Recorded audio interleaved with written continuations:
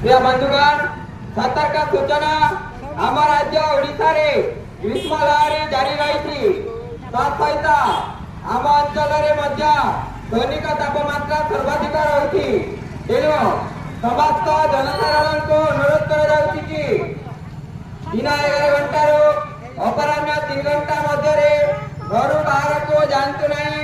अति आवश्यक काम थे टाण खरार बाहर को जाऊे निज सह पानी बोतल नेबा सहित मुंड टोपी छता आखि कला चश्मा और पाद निमंते जोता व्यवहार करंतु।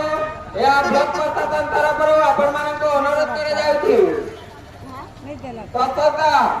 अंशुघात प्रति सावधान। टाण खरार पदा को बाहरतु नहीं, खरारे कठिन परिश्रम करंतु नहीं। जरूरी काम बाहर को जावाक मुंडे ओदा गामुछा